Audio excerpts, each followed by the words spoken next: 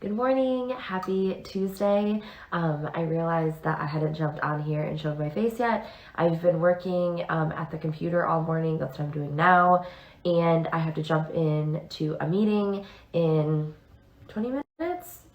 So I thought I would show my face. Yes, 20 minutes. So I thought I would jump on here and show my face and just say good morning, and I hope that you're having a great day so far. Today, I'm gonna work on moving some furniture around. Typical Liz, but also I am going to work on painting something, and it's something that I pulled you guys on a couple weeks ago, so if you know, you know, but I will show you. I said it in my post last night, if you didn't see, I have taken a little step back of showing like a lot here. Not that I've ever showed you everything. I show you 3 minutes of my day every day, maybe, but I've really taken. So anyways, it's going to be a really good day today. Again, I hope your day is off to a good start, and I will be back to show you more, so stay tuned for that. Also, if you haven't noticed, I've gone down a little bit of a rabbit hole in between working this morning. It is the Marine Corps birthday today, so usually Jose and I, when he was in, we would be dressing up and heading to a ball. And today I'm wearing a jean jacket and leggings and running around after a toddler. So life looks a little different, but it's really fun to look back on those memories. But life is really good now as well. So it's just fun. So everyone go and wish him a happy birthday. Also, I was looking at memories from last year, and this time last year we were about to head to Ireland. Wow, the world has changed. It was snowing here. We had a massive snowstorm here. We had a ton of snow, and today it's going to be 75 to 80 degrees.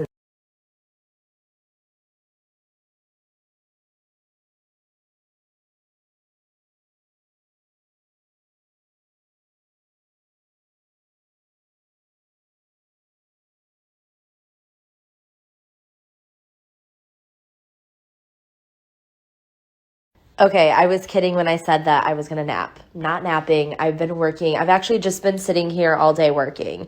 Envision that. It's been very cozy. It's raining outside. I love working by all these windows. It brings me a lot of joy even when it's raining. So I've been working here all day, and this is what I blogged yesterday. So I thought I would walk you through it now and we can chat about it. So anyways, if you were here this weekend, you saw me putting together this table. This table was a find from Home Depot. It is super affordable. So tables can get really pricey. And when I found this, I felt like I found a little life hack because it was an unfinished table, but it was only $200. Which for a round dining table, that's super affordable. And I liked it. I'm very picky about round dining tables. I like it when they're chunky down here. I don't like it when they're thin. So this one was perfect. So you can swipe up for the link to that. And then these chairs. So a lot of people have been asking about the chairs. I got them from a local antique shop. These were the only ones that they had in. I will let you know if they have more, if I find more. But I loved them for many reasons. So let's chat about that. So the number one reason and the number one question I've been getting is, where did we get these seat cushions? The seat cushions are actually part of the chair. So these were not purchased separately. And I should have said that in the blog post, but so the seat cushions are part of the chair. You can use the chair without the seat cushion. It's still upholstered down here and would work great. I loved the mix of wood and fabric. I also loved that all of this is washable. The seat cushion comes off. You can wash it. Very needed with a toddler, as many of you know. I loved the wood on it. It's perfectly worn. It's muted. You guys know I love muted worn wood. I loved the cane detail on here. It adds so much texture and beauty. And when you love neutral spaces as much as I do, you guys know that texture is key to make it cozy. So I love white paint and I love neutral colors. So bringing a lot of texture in is key to keeping the space cozy. And even down to like the nail head detail and everything on this, it just adds so much texture. So the table, the chairs, that's kind of what has defined this little breakfast nook in our sunroom. And you can also swipe up to read kind of why we put this in here, and I will also explain more later. So the whole explanation isn't there, but I'll explain more later.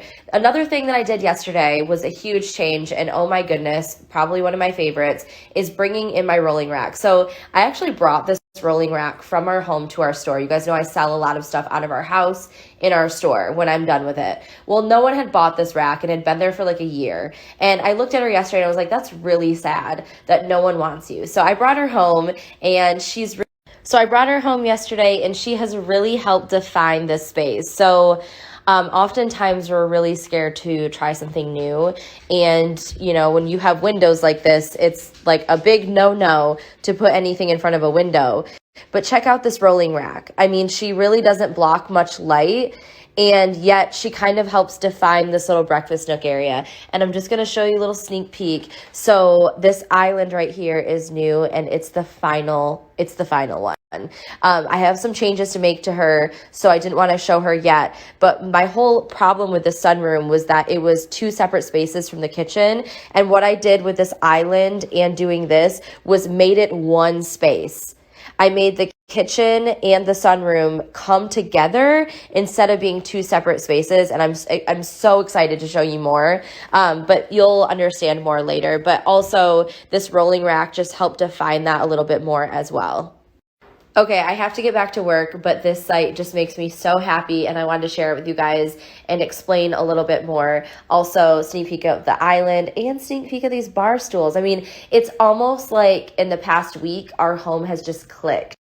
And I do want to talk about that more later, but it's really hard living in a fixer-upper for the fact that we do love it, but your rooms are changing constantly because let's say you're now demoing your living room. Well, now another space has to act as your living room while you're working on that room. So then you move everything back and now another room gets torn up. So it's if you're not living there and you're working on it, great. But when you're living in a fixer-upper, it is a beast. You truly have to love it and be passionate about it.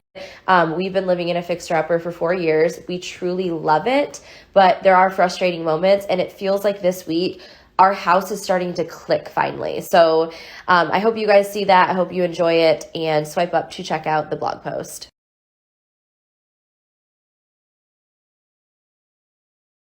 And for a tiny bit of joy for tonight, I am going to fluff these white Christmas trees, which were another find from an antique friend, Carrie Cotton Shed.